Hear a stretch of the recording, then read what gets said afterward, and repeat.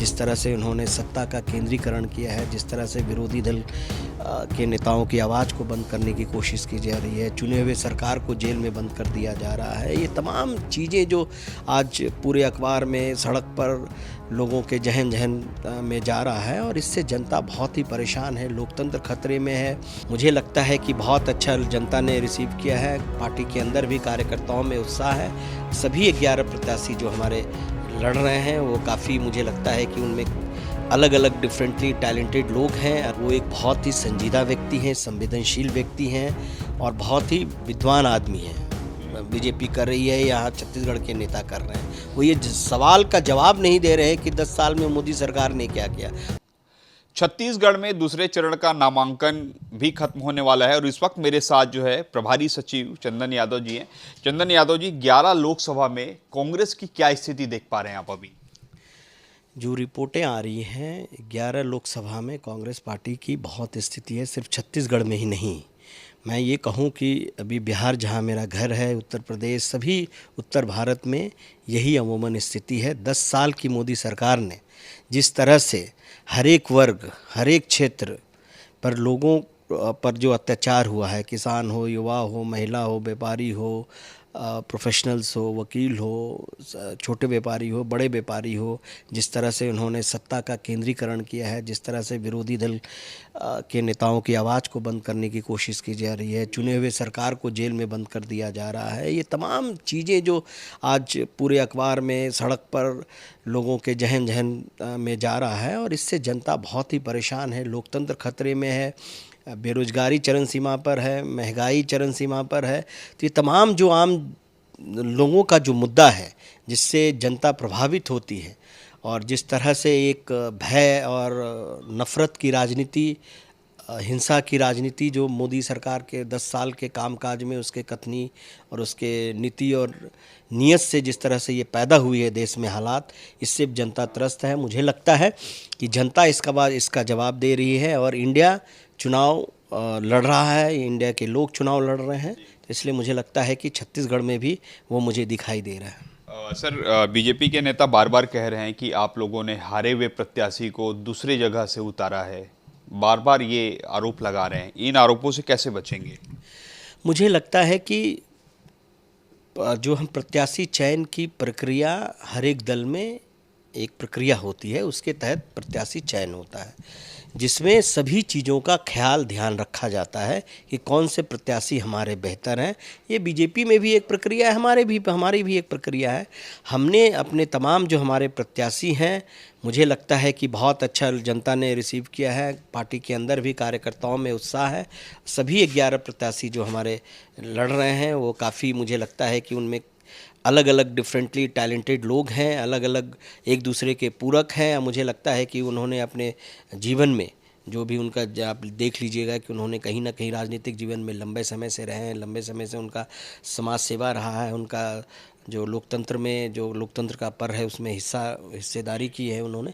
मुझे लगता है हमारे सारे उम्मीदवार सक्षम हैं, योग्य हैं और मजबूत हैं। तो इसलिए मुझे लगता है कि वो बीजेपी के सभी उम्मीदवार, सर, अगर कैंडिडेट के हर एक बॉक्स को टिक करेंगे तो उसमें से हमारा उम्मीदवार हर एक लोकसभा में बेहतर उम्मीदवार है। सर, महन जी के बयान को लेकर बीजेपी के तमाम बड़े नेता कह रहे हैं कि मैं मोदी का परिवार हूं, तो सबसे पहले लाठी मेरे ऊपर चलना चाहिए। इस बयान को कैसे देखें? मुझे लगता है कि महन जी एक वरिष्ठ नेता, छत्तीसगढ़ के एक सौम्य नेता रहे हैं। उनके राजनीतिक जीवन में मैं उनको जब से देख रहा हूँ, जान रहा हूँ, वो एक बहुत ही संजीदा व्यक्ति हैं, संवेदनशील व्यक्ति हैं और बहुत ही विद्वान आदमी हैं। वो स्पीकर रहे हैं, लोकतांत्रिक प्रक्रिया और राजनीतिक जीवन में बहुत दिनों से हैं। तो उन्हें लोकतंत्र की मर्यादा और एज ए स्पीकर भी जब वो विधानसभा में थे, जो उनका जो कंडक्ट रहा है, उनका भाषा, उनका आचरण, सब तरह से हम लोग वाकिफ़ हैं। छत्तीसगढ़ी संस्कृति के हिसाब से उन्होंने भी जो अपना उस मुद्दे पर जो जिस पर आप बात कर रहे हैं, उन्होंने अपने स्पष्टीकरण दिया है। उन्होंने कहा है कि वो छत्तीसगढ़ी भाषा में जो छत्तीसगढ़ के लोग हैं, जो छत्तीसगढ़ की मिट्टी के लोग हैं, जो उनसे प्यार करते हैं, उन लोगों को महन जी की भाषा बिल्कुल समझ में आ गई क्या कहना चाह रहे हैं। जो लोग बात का बतंगड़ बनाते हैं, उनके पास जो होता है ना, जो राहुल जी कहते हैं कि भटकाने वाली बात, बीजेपी कर रही है, यहाँ छत्तीसगढ़ के नेता कर रहे हैं। वो ये सवाल का जवाब नहीं दे रहे हैं कि 10 साल में मोदी सरकार ने क्या किया।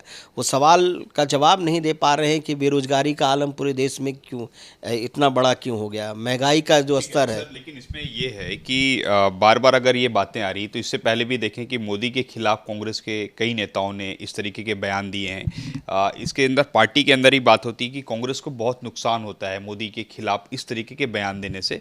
तो क्या पार्टी के नेताओं को आप नसीहत देंगे कि इस तरीके की बातें ना करें? नहीं, मेरे जितने भी आदरणीय नेता हैं सब बहुत ही, और कांग्रेस पार्टी के हमारे बहुत सभी नेताओं में वो एक मर्यादा है, लोकतांत्रिक मर्यादा का उनको आभास है, उनका एक ट्रेनिंग भी है। और हम लोग भाईचारा और सद्भाव की बात करते हैं, और लोकतंत्र को गहरा करने हेतु कि लोकतांत्रिक प्रक्रिया जो इस देश में कायम रहे, सिर्फ लोकतंत्र नाम ही ना रहे, जो लोकतांत्रिक प्रक्रिया है, जो लोकतांत्रिक मेथोडोलॉजी है और लोकतांत्रिक तरीके से जो हमारा काम होना चाहिए या संवाद होना चाहिए, उस पर हमारे नेताओं की भी ट्रेनिंग रहती है, कार्यकर्ताओं की भी ट्रेनिंग रहती है। और जहाँ जहाँ पार्टी को लगा कि किसी नेता ने उस मर्यादा को क्रॉस किया है, तो हमारी पार्टी ने उस चीज़ को स्वीकारा है, उस चीज़ के बारे में एक्शन भी लिया है, नेताओं ने स्वीकारा भी है। मुझे लगता है बीजेपी की तरह नहीं कि वो चोरी भी करते हैं ऊपर से फिर सीना जोरी करेंगे, उस बात को महिलाओं के खिलाफ अभद्र टिप्पणी करेंगे और फिर उस पर कायम रहेंगे। तो ये एक फ़र्क है कि गलतियां, देखो इंसान है, कहीं चूक हो जाए या लोगों को संवाद करने में कहीं ना कहीं गैप हो जाए, अगर कोई व्यक्ति कोई नेता उस चीज़ को मानता है तो मुझे लगता है कि ये एक व्यवहारिक चीज़ है।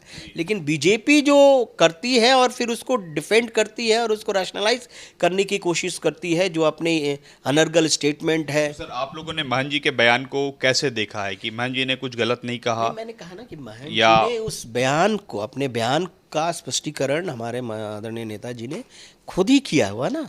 उन्होंने कहा है कि बहुत ही बहुत सरल ढंग से उन्होंने जनता को बताया कि वो क्या कहना चाह रहे हैं, उन्होंने क्या कहा, उन्होंने क्लियर कर दिया है। लेकिन सर, पूरी बीजेपी तो अब इस पूरे मुद्दे को लोकसभा चुनाव में भुनाना चाह रही है। पूरे कह रहे हैं कि पहले लाठी तो हम ही खाएंगे, तो फिर होगा क्या आप कांग्रेस का? बीजेपी आपस में एक दूसरे को लाठी मारते रहे, एक डिप्टी सीएम दूसरे डिप्टी सीएम को हड़काते रहे, वो बीजेपी आपस में लाठी खेले। लेकिन जनता जो उनसे सवाल कर रही है कि हमारे 2 करोड़ रोजगार का क्या हुआ, महंगाई का क्या हुआ, स्मार्ट सिटी का क्या हुआ, छत्तीसगढ़ का जो उन्होंने प्रॉमिस किया था उन्होंने क्या किया, ये तमाम सवाल, चाहे वो बस्तर हो, बिलासपुर हो, रायगढ़ हो, रायपुर हो, आदिवासी हो, पिछड़े हो, सामान्य वर्ग हो, व्यापारी हो, छोटे व्यापारी हो, किसान हो, महिलाएं हैं, सब ये सवाल यहाँ की सरकार से कर रही है। उनका जवाब ना देने के बजाय अब ये आपस में वो लाठी खेले, उसमें आपस में लाठी खेल रहे हैं आपस में बीजेपी के सारे नेता। आप बताइए, विजय शर्मा जी और अरुण शाह जी नहीं खेल रहे हैं क्या? उन दोनों आपस में खेलते रहते हैं, खेलना चाहिए। लाठी उनका तो हिंसा, उनकी ट्रेनिंग हिंसात्मक होती है ना, लाठी आरएसएस में सिखाया जाता है ना लाठी खेलना, तो वो खेले आपस में दोनों। कांग्रेस पार्टी, सर आप कह रहे हैं हिंसा लाठी में से अब सिखाया जाता है, लेकिन आज तो चरणदास महन जी कह दे रहे हैं। मैं फिर से कह रहा हूँ, आप छत्तीसगढ़ी संस्कृति और छत्तीसगढ़ी जो भाषा है, प्रोवर्ब है अलग अलग भाषा में, जो मैं कहा कि जो छत्तीसगढ़ की संस्कृति में पले बड़े हैं, छत्तीसगढ़ की संस्कृति जिन्होंने आत्मसात किया है, वो महन जी की भाषा, महन जी क्या कहना चाह रहे थे, महन जी क्या संवाद करना चाह रहे थे, वो जनता समझती है। और जो भी है, महन जी ने पूरा स्टेटमेंट को अपनी सफाई दे दी है, जो बिल्कुल जनता को समझ में आ रही है। ये सिर्फ मुद्दा भटकाने के लिए, जो असली सवाल महन जी ने कहा कि तानाशाही सरकार को हटाना है, तानाशाही को अब ये लाठी से रोकना चाहते हैं, भाई डराना चाहते हैं, भय दिखा करके लोगों को ईडी का भय दिखाना, सीबीआई का भय दिखाना, लोगों को फंसाना, फिर बोलना पार्टी में नहीं आओगे तो ईडी लगा देंगे, हमारे कई नेताओं को प्रलोभन देना। ये जो लोकतंत्र का जो माहौल, जो ये मजाक उड़ाते हैं, लोकतंत्र को जो कमज़ोर कर रहे हैं, इसका जवाब नहीं दे रहे हैं उनसे। मोहन जी ने कहा है कि लोकतंत्र और तानाशाही प्रवृत्ति जो है उससे लड़ना है हमें, इस देश की जनता को। उन्होंने छत्तीसगढ़ी भाषा में लोगों को समझाने का प्रयास किया। तो आपने सुना चंदन यादव जी को, जिनका साफ तौर पर कहना है कि महंत जी ने पूरे अपने बयान पर सफाई दे दी है, लेकिन दूसरी ओर उन्होंने एक बात जरूर कह दी है कि लाठी जो है डिप्टी सीएम के बीच चल रही है, दोनों डिप्टी सीएम के बीच। ऐसे में अब देखना होगा कि आने वाले समय में किस तरीके से छत्तीसगढ़ में चुनाव परिणाम आ रहे हैं, वहीं महंत के बयान को लेकर बीजेपी किस तरीके से आगे बढ़ रही है। कैमरामैन धर्म के साथ सौरभ सिंह परिहार, IBC 24 रायपुर।